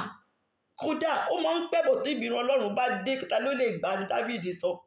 Ta ló lè gba ìbínú ọlọ́run? So Mósè sọ pé nítorí wọ́n di ègbé nípa ìbínú rẹ o, àti nípa ìbínú rẹ ara kò rọ̀ wọ́n mọ́, ara ò rọ̀ wọ́n mọ́ rárá fúnra wọn lọ́ṣẹ̀. Tó bá dẹ̀ ti ṣẹ̀, ikú lèrè ẹ̀ṣẹ̀. Romans 6:23. Tó bá ti ṣẹ̀ Ọlọ́run, ikú lèrè ẹ̀ṣẹ̀. Ẹ̀ṣẹ̀ lóró, ikú lèrè ẹ̀ṣẹ̀. Consequence ẹ̀ṣẹ̀ nìyẹn. Ìkan tó ṣẹlẹ̀ tí wọ́n verse 7 nìyẹn. Ní verse 8, ó ní ìwọ ti gbé ẹ̀ṣẹ̀ wa ka iwájú rẹ. Ọlọ́run ṣe pé nígbà míì Ọlọ́run ṣe bẹ́ẹ̀ ni pé òun ò rẹ́ṣẹ̀ yẹn. Ọlọ́run á sì máa fẹ́ nìyẹn lórí ọ̀fẹ́, bóyá ó máa yí padà. Tọ́lọ́run bá ti wá rí pé eléyìí stubborn, eléyìí ò lè yí padà, ló máa tó ń tẹ bọ́tì wọn. But Mósè wá sọ pé eléyìí Ọlọ́run ò tiẹ̀ fún wọn lórí ọ̀fẹ́ rárá. Níṣẹ́ ló gbé ẹ̀ṣẹ̀ wọn ló gbé síwájú rẹ̀. Ó ní ohun ìkọ̀kọ̀, gbogbo ẹ̀ṣẹ̀ tó ń ṣọ̀ ní kọ̀kọ̀. Olúwa wà nínú ìmọ́lẹ̀ níwájú Ọlọ́run. Tó nígbà tó ń sọ gbogbo ìsọkúsọ yìí, Mósè lọ́rùn pé wọ́n ń sọ sí o. Wọ́n mọ̀ pé gbogbo ẹ̀ lọ́lọ́run ń gbọ́ o. Ṣé mọ̀? Kò sí àṣegbé, àṣepamọ́ ló wà. Kò sí nǹkan téèyàn kankan ṣe tọ́lọ́run ò mọ̀. Kò sẹ́ni tó lè ti wíńdò Ọlọ́run, kò dẹ̀ sẹ́ni tó lè ti ilẹ̀kùn Ọlọ́run, àfi tó bá ń tanra ẹ̀. Èso tó ń kálukú bá sì gbìn, ó máa ká o. Àjọ tó bá dá, wàá kó o. Ó di dandan kó. So Mósè sọ wípé gbogbo nǹkan táwọn ṣe níkọ̀kọ̀, gbogbo ẹ̀ṣẹ̀ wọn níkọ̀kọ̀, gbogbo ẹ̀ báyìí nínú ìmọ́lẹ̀ ló wà níwájú Ọlọ́run. Ní verse 10 ló wá sọ wípé àwọn èèyàn máa ń, ibi tí mò ń sọ pé àwọn èèyàn máa ń ṣì kóòtì lélẹ́yìí. Ní verse 10 yẹn, Mósè ló sọ bẹ́ẹ̀, Ọlọ́run ò sọ bẹ́ẹ̀. Mósè sọ wípé 70 ọdún ni iye ọjọ́ ènìyàn. Ó ní 70 years. Torí pé ó rí wọn mọ́ ṣe ń kú dànù nínú aginjù yẹn. Ó ní 70 ọdún, ó máa ní ọdún ènìyàn. Ó ní tó bá tiẹ̀ dẹ̀ wá dàbẹ́ ní pé ẹni yẹn tiẹ̀ ṣì ní agbára o, tó di 100 ọdún, ìyẹn 80 years. Ó ní agbára wọn àti làálàá wọn ìbìnújẹ́ ni, pé kò sí nǹkan, kò sáájú kankan ń bẹ̀. Because ẹni tó bá dàgbà bẹ́ẹ̀ tí kò dé ní Ọlọ́run, tí kò ní Jésù nínú ayé ẹ̀, ayé lásán ni. Ó wèsì gbogbo ọdún yẹn ni. Mósè sọ pé nítorí pé a kì yóò pẹ́ ké kúrò, wọ́n máa ké kúrò ni. Ó ní wọ́n á sì fò lọ, ó máa fò lọ bí ẹyẹ ni. Ṣé mọ̀? Mósè ló sọ bẹ́ẹ̀. Ìkan tọ́lọ́run sọ fún wa, ìkan tọ́lọ́run sọ, Genesis chapter 6 verse 3. Ẹni tí ò bá mọ̀ kó kọ sílẹ̀. Genesis orí 6 ẹsẹ̀ 3. Ìkan tọ́lọ́run sọ ni wípé Olúwa sì wí pé èmi ni kì yóò fi ìgbà gbogbo bá ènìyàn jà. Èmi kì yóò fi ìgbà gbogbo bá ènìyàn jà lọ́lọ́run sọ. Ó ní ẹran ara ṣáà ni òun. Ọlọ́run ti rí pé ẹran ara ṣáà ni wá. Ó ní ọjọ́ wa yóò sì jẹ́ 100 ọdún. Ìkan tọ́lọ́run sọ nìyẹn o. Ó ní ọjọ́ wa á jẹ́ 100 ọdún, 120 years. So tó bá ń kóòtì, torí bàbá mi, my late father, mo dàgbà láti máa sọ verse yìí ni. Ẹni wọn mo ti kọ́kọ́ gbọ́ pé Ọlọ́run sọ pé 70 years lọ́jọ́ wọn. Ìyá mi máa bá wọn argue títí pé kán máa sọ bẹ́ẹ̀. Bàbá mi ní ọ̀kíní, ọ̀rọ̀ Ọlọ́run òótọ́ ni. Ìkan tọ́lọ́run bá ti sọ kò sẹ́ni tó lè yí padà. Ọlọ́run ti sọ pé 70 years lọ́jọ́ wọn. Pé tó bá tẹ̀lé wá dé ti pé ìbànújẹ́ ni. Àwọn òde fẹ́ wà ní ìbànújẹ́. So ní 70 tọ́lọ́run sọ yẹn, àwọn ń lọ. Do you know that bàbá mi pé 70? Wọ́n ṣe party rẹpẹtẹ. Bàbá mi ò fẹ́ kú mọ́ o. Nígbà tó pé 70 o. Àwọn kan sọ tó fi ń ṣeré ni o. Gbogbo ìgbà tí bàbá mi fi ń sọ, Ọlọ́run gbọ́. Wọ́n ṣe party yẹn tán báyìí, wọ́n dẹ̀ sick. Bí eré within 2 weeks. Bàbá mi wọ́n kú o. Mo ṣe mọ̀ pé the power Bible verse yẹn mi lè gbàgbé láyé mi. Power of life and death is in the tongue. Ìyá mi tó ń sọ pé ká má sọ bẹ́ẹ̀, àwọn òkú 17 táwọn, ìyá mi ó kù díẹ̀ kan pé 85 years nígbà tán kú. Ó kù díẹ̀, wọ́n dẹ̀ gbádùn ayé wọn dáadáa lẹ́yìn tí dádì kú tán. So Ọlọ́run ò sọ bẹ́ẹ̀. Mósè fúnra ẹ̀ tó sọ̀rọ̀ yìí, ó fúnra ẹ̀ gan pé 120 years. Ṣé mọ̀ pé Mósè fúnra ẹ̀ 100 ọdún ni Mósè pé agbára ẹ̀ ò dẹ̀ dínkù. Ìfà Bible sọ pé kò rí báyìí, ojú Mósè ń ríran dáadáa. So ọ̀rọ̀ Ọlọ́run ó wá sí ìmúṣẹ inú ayé Mósè. So kò kìí ṣe Ọlọ́run ló sọ bẹ́ẹ̀. In fact ní Isaiah chapter 65 verse 20, Isaiah 4:2-8, Ọlọ́run tún sọ ń bẹ̀ yìí pé kì yóò sí ọmọ ọwọ́ níbẹ̀ tí ọjọ́ rẹ̀ tí kì yóò pẹ́, tàbí àgbà kan tí ọjọ́ rẹ̀ kò ní kún. Ọlọ́run ló sọ bẹ́ẹ̀ o. Ọlọ́run ló sọ eléyìí o. Ó sọ fún wòlíì Isaiah. Mósè kọ́ ló sọ eléyìí. Ọlọ́run ló sọ fún wòlíì Isaiah. Ó ní tá bá sọ pé ọmọdé kú, ó ní á jẹ́ pé ọmọdé yẹn kú ní 100 ọdún, 100 years old. Ṣùgbọ́n oore ọ̀fẹ́ wà, Ọlọ́run ò kì í fipá múyàn. Tó bá sọ pé Bible sọ pé 70 ni bàbá mi, tó wá pé nǹkan tó ń wẹ̀ nìyẹn, case close. Dàdá Adébóyè sọ ń pa pásítọ̀ tó jágbàlagbà tó wá bá wọn nígbà tó wọ́n ṣe di general overseer. Ó lóun wá kí wọn pé ó dàbọ̀, wọn ní àṣẹ ń travel níbo lẹ́ ń lọ. Ó ní rárá, pé wòlíì kan tó gbóná gidi ó ti sọ fáwọn nígbà táwọn wà ní ọ̀dọ́ gbogbo nǹkan tó máa ṣẹlẹ̀ sí wọn láyé wọn, àti pé tán bá dẹ̀ ti pé 70 years wọ́n máa kú, pé tó dẹ̀ kú díẹ̀, ó kú few days káwọn pé 70 years. So wọ́n á dágbére fún bàbá náà wá sọ pé ẹ ti ń ka Bible látọjọ́ yìí, ṣé ẹ̀yin rẹ́dí àti kú ní 70 ni? Torí Ọlọ́run ò sọ bẹ́ẹ̀, Mósè ló sọ bẹ́ẹ̀. Ṣé ẹ̀yin rẹ́dí àti kú? Wọ́n tó pé rárá, àwọn ọmọọṣẹ́ ń dàgbà, gbogbo kò wú ọmọ wòlíì yẹn, gbogbo nǹkan tó sọ fún òun kó máa ṣẹlẹ̀, gbogbo ẹ̀ ló ti ṣẹlẹ̀, nǹkan tó kù péré kó ṣẹlẹ̀ nìyẹn. Òun dẹ̀ fẹ́ kí bàbá gbàdúrà fóun kóun tó máa lọ. Bàbá ní pé tó wáyé pé ò tí ì rẹ́dí àti lọ, there's a greater prophet here tí ọ̀rọ̀ ẹ̀ ní láti ṣe pẹ̀lú ọ̀rọ̀ Ọlọ́run. Torí Ọlọ́run sọ pé ọmọdé ó kú ní 100 years old. So tó o bá pé 100 yẹn, ò lọ́bì kankan, lọ́ máa ṣe iṣẹ́ Ọlọ́run tó ń ṣe. Ìgbà tí bàbá yẹn wá kú ni Pastor Adébóyè ṣe àtẹ́símọ́nì yẹn ní camp tó sọ pé bàbá yẹn nígbà tó kú bí few weeks kò pé 100, ó wá bá wọn pé kọ́kọ́ release àwọn káwọn máa lọ, pé àwọn ti fẹ́ lọ sọ́dọ̀ bàbá, pé lè tọ́wọ́n ṣe yẹn ti tó, pé àwọn fẹ́ lọ. Kò síìkì, nǹkan kan ò ṣe. Tó bá jẹ́ pé kò lọ bá bàbá kí bàbá yí ìkan, ṣe nǹkan tí wòlíì yẹn ti sọ fún ṣe ká ṣẹlẹ̀, tóró ti gbà lọ́kàn ara ẹ̀. Torí nǹkan tó bá, if you don't agree with Satan, he cannot do anything. Tó bá ti agree pẹ̀lú nǹkan tó sọ fún ẹ, ó máa ṣẹlẹ̀. Because Ọlọ́run fúnra ẹ̀ gan láti agree pẹ̀lú Ọlọ́run kọ́rọ̀ Ọlọ́run tó lè wá sí ìmúṣẹ inú ayé rẹ̀. Tó o bá agree kò ní ṣeṣẹ́. Tó bá agree, tó bá sọ nǹkan tí ò ṣọ̀rọ̀ Ọlọ́run fún mi, màá sọ fún ẹ pé tara ẹ ló sọ yẹn, báyìí lọ́rọ̀ Ọlọ́run sọ. So Ọlọ́run sọ pé 120 years lọ́jọ́ wá. Ó sọ pé tọmọdé bá kú, tó bá sọ pé ọmọdé jẹ́ ní o 100 ọdún ló kú.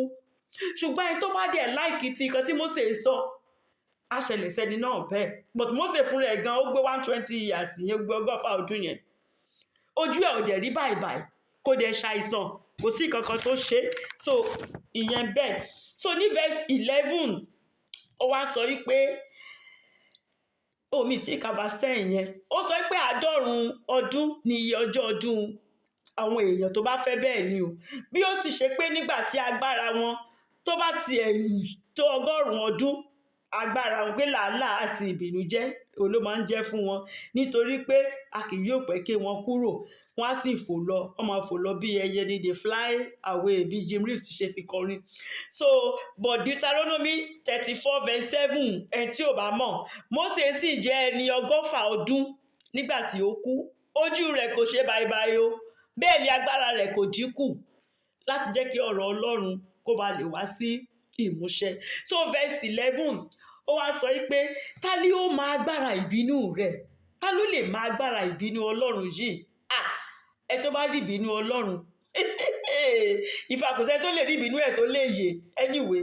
So Mósè sọ pé ta ló lè máa agbára ìbínú rẹ̀ Ọlọ́run? Ìbéèrè ni o.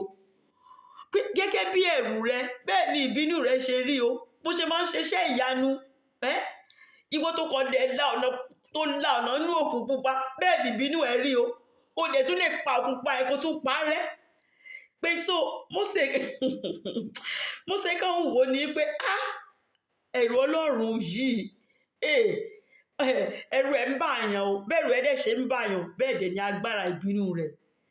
Ẹ tó bá rí ìbínú Ọlọ́run ló máa mọ̀ wípé kákí ò kì í ṣe lẹ́dà, ṣùgbọ́n àwa lórúkọ Jésù àní rí ìbínú Ọlọ́run.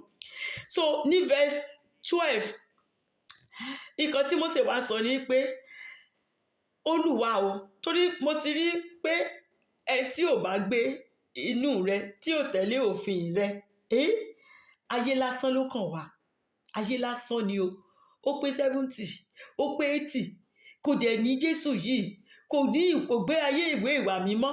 Ayé tó kàn wá yẹn ó kàn dẹ̀ waste ẹ̀ ni, á kàn dẹ̀ rọ̀dànù, á kàn dẹ̀ kú lọ, á dẹ̀ di iyẹ̀pẹ̀, á dẹ̀ eruku, ó dẹ̀ ti tán. Bí àwọn tí Mósè ń rí, àwọn tó ṣọ̀tẹ̀ sọ́lọ́run yẹn, gbogbo wọn kàn dẹ̀ kú dànù, wọ́n kàn dẹ̀ padà, wọ́n dẹ̀ di eruku. Mósè wá sọ pé Olúwa, kò sẹ́ni tó ìbínú rẹ kò dára o, kò sẹ́ni tó yẹ kó rí ìbínú rẹ. So wá kọ́ wa láti máa ka iye ọjọ́ wa, kọ́ wa ọ̀ka lè mọ̀ pé èèyàn lásán ni wá, pé erùpẹ̀lẹ̀ lásán ni wá o, àjámọ́ nǹkan kan, nothing níbi tó Ọlọ́run tó dá wa, níbi tó wà o. Bẹ́ẹ̀ ni kí ìwọ kí ó kọ́ wa láti máa ka iye ọjọ́ wa, kí àwa kí ó lè fi ọkàn wa sípa ọgbọ́n, ká lè fọgbọ́n, ká lè fi gbé gbogbo èyí tó kù nínú ọjọ́ ayé wa. Bó ti ṣàlàyé ẹ̀ ní ọ̀rọ̀ ìyànjú àwọn nǹkan tó yẹ ká ṣe ní gbogbo eléyìí tó kù nínú ayé wa. Ní verse 13 ó wá sọ pé àdúrà Mósè lélẹ́yìí o, ó ti sọ gbogbo nǹkan bó ṣe rí, àwọn nǹkan tó ń lọ, bọ̀ tó wá gba àdúrà ní verse 13. Mósè wá sọ wípé padà Olúwa, yóò ti pẹ́ tó, yí ọkàn padà nítorí àwọn ọmọ ọ̀dọ̀ rẹ. Ó wá ń bẹ̀, àánú Ọlọ́run ló wá ń bẹ̀bẹ̀ fún sí yìí o, pé torí Ọlọ́run padà, torí májẹ̀mú ti wà ńlẹ̀ ló ti sọ pé padà. Ọlọ́run ti ní májẹ̀mú pé òun máa tọ́jú àwọn èèyàn yìí, pé òun ò ní fi wọ́n sílẹ̀, pé òun máa kó wọn sí délẹ̀ ìlérí, pé ìkankan ò dẹ̀ ní í ṣe wọ́n. Ṣùgbọ́n nígbà táwọn èèyàn yìí dẹ̀ ti wá ṣọ̀tẹ̀ sọ́lọ́run ńkọ́, tọ́lọ́run dẹ̀ ti ṣèdájọ́ wọn. Ṣùgbọ́n àwọn tó wá kù látọmọ 20 ọdún títí lọ́kàn àwọn ọmọ ọwọ́ tán ṣẹ̀ bí, Mósè wá ń bẹ̀bẹ̀ pé Olúwa padà tún yí padà sí wa, padà Olúwa, yóò ti pẹ́ tó, má jẹ́ kó pẹ́. Àwọn tó ti ṣẹ̀ yìí wọ́n ti lọ, àwọn ọmọ kékeré làwọn eléyìí. Olúwa, yóò ti pẹ́ tó, yí ọkàn padà Olúwa. Àánú la wá ń bẹ̀bẹ̀ fún, àfẹ́ ọkàn ìdájọ́ yẹn, ẹ ti ṣèdájọ́. Àánú la wá ń bẹ̀bẹ̀ fún sí yìí Olúwa, torí lóòótọ́ ni ọ́. Ṣàánú padà nítorí àwọn ọmọ ọ̀dọ̀ rẹ, nítorí àwọn ọmọ wọ̀nyí Olúwa. Wá ṣàánú, má ro ti bàbá àtàwọn ìyá wọn, má ro ti gbogbo iṣẹ́ ibi ẹ̀ṣẹ̀ tí wọ́n ṣẹ̀, tí wọ́n kọ̀ Ọlọ́run, tán wá Ọlọ́run mìíràn. Olúwa, má wò yẹn, àánú ni kó wá ṣe fún gbogbo àwọn tó kù yìí Ọlọ́run. Ní verse 14 ó wá sọ wípé fi àánú rẹ tẹ́ wa lọ́rùn ní kùtùkùtù. I love that scripture. Verse 14 ẹsẹ̀ 4 ó ní wá fi àánú rẹ tẹ́ wa lọ́rùn ní kùtùkùtù. Má jẹ́ kí n pé 90 years kó tó kọ́ 3-story building fún mi Olúwa. Tètè nígbà tó má jẹ́ kọ́ 3-story building fún yàn ní age of 90, ẹni pé yóò lè dé 2nd and 3rd floor. Mósè nítorí àwọn ọmọ wọ̀nyí tètè wá even àwọn èèyàn máa ń ṣí bẹ́ẹ̀sì yẹn kóòtù. Mo ti máa ń gbọ́ ọ̀pọ̀lọpọ̀ ìtàn máa sọ pé àràárọ̀ Olúwa labá ti jí láàárọ̀, ìwọ ṣáà máa fi àánú rẹ tẹ́ wa lọ́rùn. Of course it's true kọ́lọ́run fún àánú ẹ̀ tẹ́ wa lọ́rùn, but nǹkan tí Mósè ń sọ ń bẹ̀ ni wípé Olúwa, nígbà tí mo ti rí gbogbo bí ayé àwọn èèyàn ṣe rí, má jẹ́ kó nígbà tó èèyàn bá darúgbó kán tó rí ìrànlọ́wọ́ látọ̀dọ̀ rẹ. Tètè ṣe é fún wa láàárọ̀ ayé wa, ní àárọ̀ ayé wa, satisfy us early. Tètè ṣe, má jẹ́ kó pẹ́ Olúwa. Nígbà tó dùn òun ni kò ṣe. Ọlọ́run ìyanu, fi àánú rẹ tẹ́ wa lọ́rùn ní kùtùkùtù, kí àwa kí ó lè máa yọ̀. Ṣé mọ̀ tọ́lọ́run bá tètè ṣe gbogbo ẹ̀ lákòókò tó yá, inú èèyàn á lè dùn. Lamentation, ẹkún Jeremiah chapter 3 verse 27, Solomon sọ pé ó dára fún ọkùnrin kí ó gbé àjàgà ní ìgbà èwe rẹ̀. Nígbà èwe òun ló yẹ kéèyàn tètè ti gbé àjàgà so that èèyàn á lè fi eléyìí tó kù, èèyàn á lè fi sinmi, èèyàn á lè fi ṣe iṣẹ́ Ọlọ́run. Nígbà tí age of 70 tí ẹ bá sì lọ ṣiṣẹ́ ní Walmart, kó dún. So Olúwa tètè ṣe ẹkún Jeremiah. Ṣé lamentation ni ẹkún Jeremiah àbí? Bẹ́ẹ̀ mọ ẹkún Jeremiah kò ń ṣe Solomon kíní, lamentation ẹkún Jeremiah ni. So òun ló sọ pé ó dára fún ọkùnrin kó gbé àjàgà rẹ̀ nígbà èwe rẹ̀, má dìgbà tó bá pé 60 70 80. No, cry to God, bẹ Ọlọ́run, àánú ni. Olúwa, kò sí nǹkan táàánú Ọlọ́run ò lè ṣe. Nǹkan tí Mósè ń sọ nìyẹn. Àwọn ọmọ kékeré àwọn 20 years tó kù tán múra lọ sí promised land yìí, Olúwa fi àánú rẹ tẹ́ wọn lọ́rùn ní kùtùkùtù, má jẹ́ kó pẹ́, kí àwa kí ó lè máa yọ̀, kí inú gbogbo wa lè máa dùn, àti kí inú wa kí ó lè máa dùn ní ọjọ́ wa gbogbo.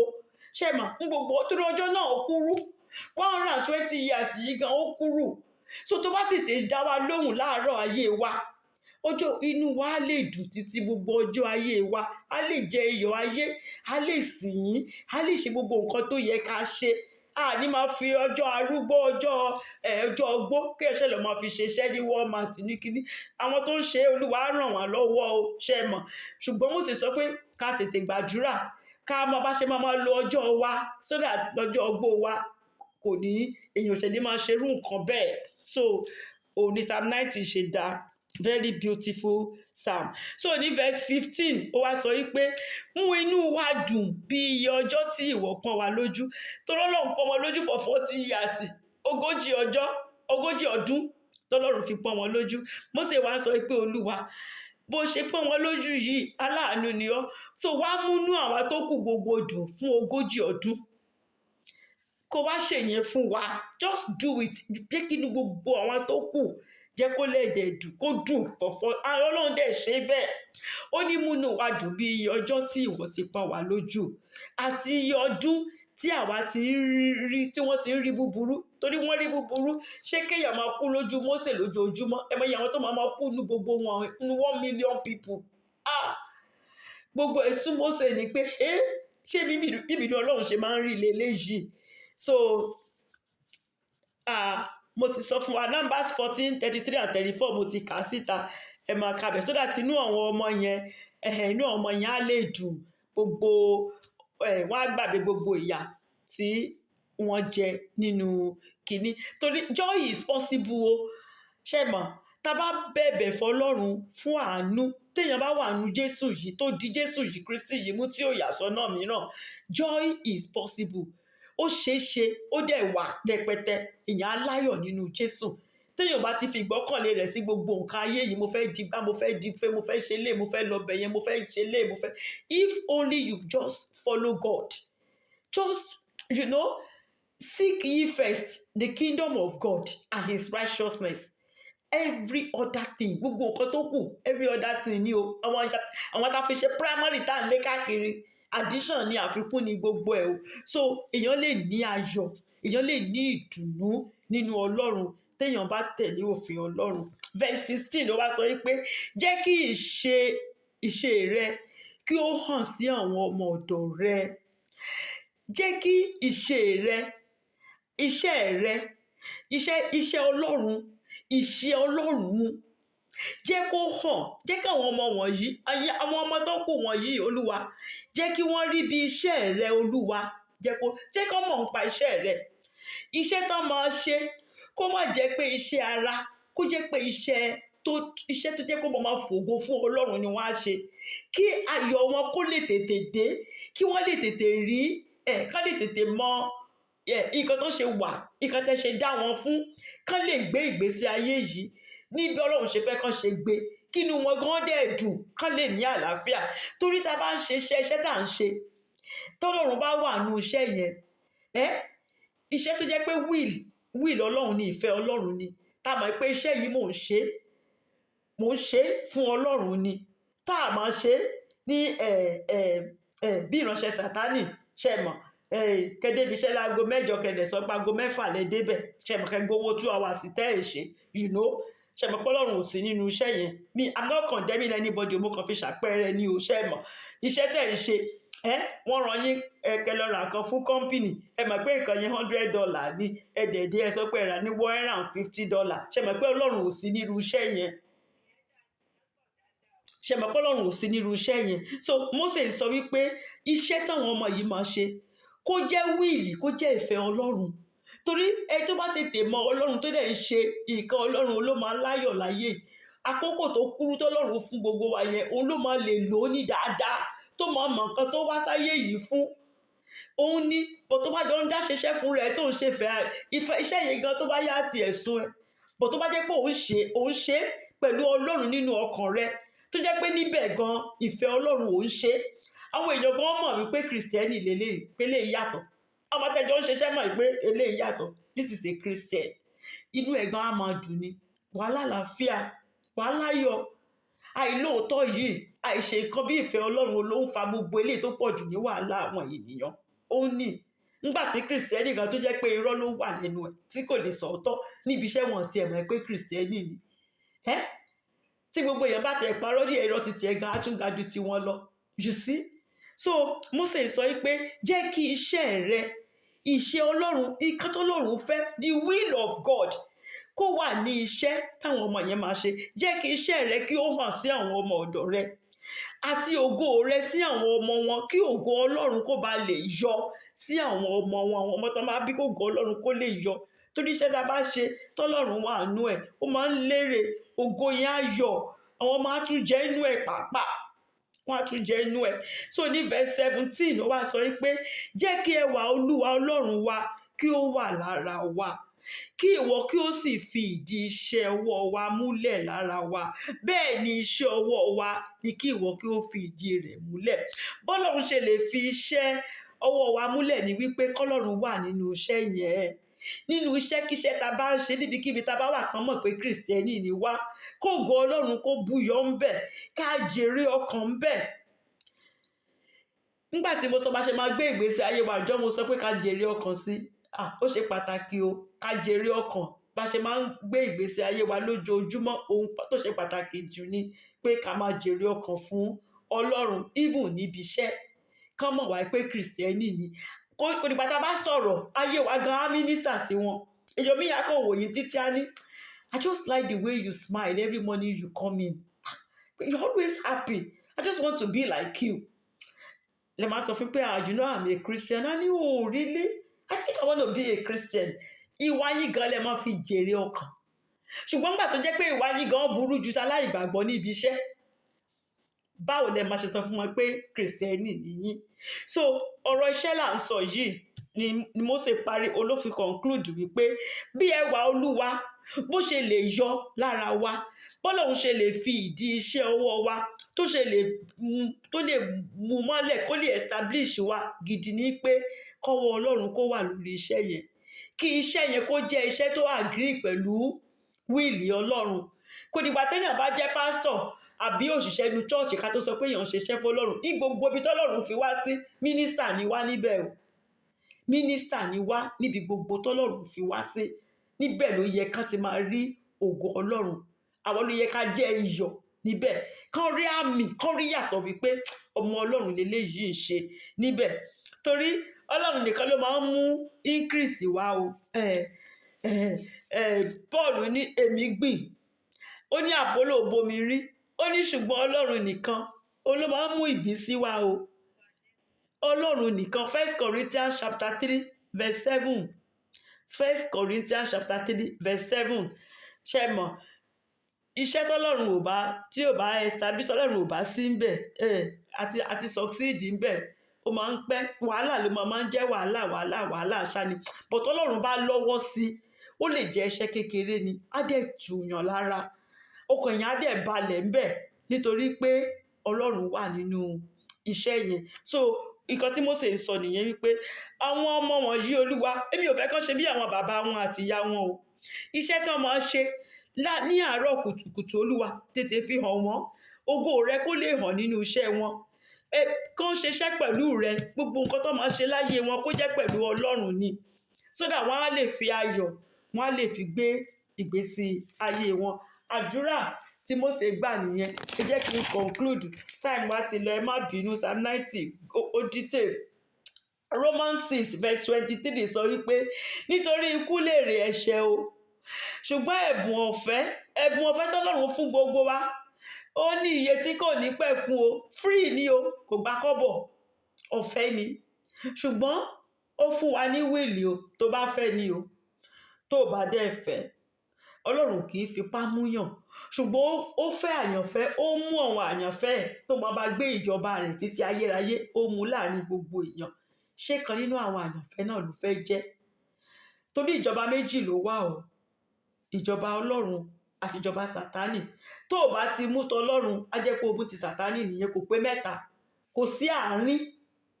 Ìkan nínú méjì yẹn lèèyàn máa mú o. Torí èèyàn mi lè sọ pé ohun kúkú ṣe bí, òun ṣàwà ń tóun, òun ò lọ ṣọ́ọ̀ṣì, òun kúkú gba Jésù, òun ò ṣe nǹkan kan, òun ṣàwà ń tóun ni, o mú Sátánì nìyẹn. Torí o láti wà níkan. Ìsà kò mú ìjọba Ọlọ́run àbí kò mú ìjọba Sátánì. Ẹni tó bá dẹ̀ ti ṣẹ̀, ikú dẹ̀ lèrè ẹ̀ṣẹ̀ o, ṣùgbọ́n Olúwa fún wa ní ẹ̀bùn ni o, ìyè títí láéláé, ẹni tó bá fẹ́ ni o. Torí pé kò sẹ́ni tó bá sáyé tí ò ní kú o. Hebrews 9:27 sọ wípé nígbà tí a ti fi lélẹ̀ fún gbogbo ènìyàn ni o, láti kú lẹ́ẹ̀kan ṣoṣo, ṣùgbọ́n lẹ́yìn ikú o, ìdájọ́ wà o. Ìyẹn wà ní pàtàkì tó wà ńbẹ̀. Ó di dandan, kò sẹ́ni tó máa wá tí ò ní kú àfẹ́ni tó máa ń tan ra ẹ̀. It's a matter of time. Ẹ̀mí wa gùn lórúkọ Jésù o, àríire ayọ̀ wa, ṣùgbọ́n ó di dandan, kò sí awáyé má lọ́kan, kò sí. Lẹ́yìn ikú yìí ṣá o, ìdájọ́ wà o. Ìdájọ́ yẹ̀dẹ̀rẹ́ o, ikú lèrè ẹ̀ṣẹ̀ o, ṣùgbọ́n Olúwa fún wa lẹ́bùn ọ̀fẹ́. Ẹ̀bùn ọ̀fẹ́ ni ayérayé, ṣo fẹ́ wá gba ayérayé pẹ̀lú òun. It's eternity. Ọlọ́run tí ò lọ síbi kankan. Tó bá fẹ́ wá, oore ọ̀fẹ́ wà. Tó bá fẹ́ gbé ìgbé ayé mímọ́, tó ní ṣọ̀tẹ̀ sémi Ọlọ́run, tí wàá gbà mí gbọ́, tó tún ní yà sọ́tún, tó tún ní yà sósì, tó jẹ́ pé wàá kàn fi ojú sí èmi Ọlọ́run yìí nìkan. Jésù Kristi sì ni ọ̀nà kan náà o. Kò pín sí méjì, ọ̀nà kan yìí náà ni, ọ̀nà kan péré ni. Ẹni tó bá rẹ́dì àti tẹ̀lé. Bóyá o ti gba Jésù Kristi tẹ́lẹ̀, ṣùgbọ́n nísìnyí ò kì í ṣàyànfẹ́ mọ́. Ọlọ́run ò lè wò ẹ́ gan kó sọ pé àyànfẹ́, wọ́n gan mọ̀ pé ò kì í ṣàyànfẹ́ Ọlọ́run mọ́. Oore ọ̀fẹ́ wà, padà wá. Àbó tiẹ̀ tí ìfìgbà kan gbogbo kíní kò tiẹ̀ yé ẹ láti ìbẹ̀rẹ̀ kan lọ ṣọ́ọ̀ṣì ń tiẹ̀ ni. Kò tiẹ̀ yé ẹ pọ́lọ́run ní kingdom tiẹ̀. Kò tiẹ̀ yé ẹ pọ́lọ́run ó ń yan àwọn kan tó máa bá òun gbé ìgbé ayé àìnípẹ̀kun.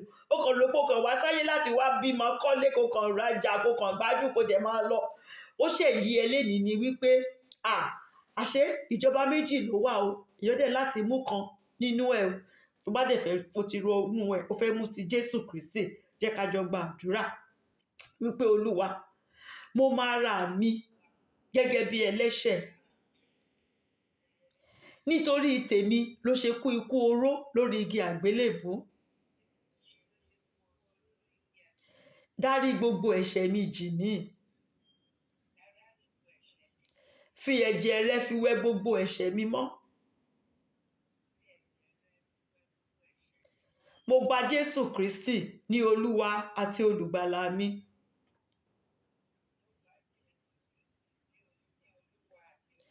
Èmi náà fẹ́ bá ọ jíǹde bó ṣe jíǹde lọ́jọ́ kẹta. Kọ orúkọ mi sínú ìwé ìyè. Ẹni tó bá sì fi ẹnu rẹ̀ sọ lóòótọ́, tó dẹ̀ gbàgbọ́ nínú ọkàn rẹ̀, tó dẹ̀ ṣetán láti tẹ̀lé Jésù Kristi, ọ̀nà kan tí kò tún padà sọ́tún, tí kò tún yọ sósì, tí kò tún padà sẹ́yìn, inú Jésù Kristi á dùn. Wọ́n á sì kọ orúkọ rẹ sínú ìwé náà. Àwọn áńgẹ́lì gan á máa yọ̀ lọ́run. Wọ́n á máa tún kọ́ mansion titi ẹ. Lọ́jọ́ náà, àríra ayọ̀ mọ́ra wa lórúkọ Jésù. Olúwa á sì ràn ọ́ lọ́wọ́ nínú ìrìn àjò náà. Máa ka Bíbélì rẹ o. That is your guide o. Lójoojúmọ́, má fi Bíbélì rẹ, má fi ṣeré. Olúwa dẹ̀ ràn ọ́ lọ́wọ́ lórúkọ Jésù. Today is a day of salvation. Today is a day of repentance. If you delay, tomorrow may be late. If you delay, tomorrow may be late. Jesus is coming to take us all home. There is danger if you delay. Thank you, Lord Jesus Christ. Thank you, ma. The Lord bless you all in Jesus' name.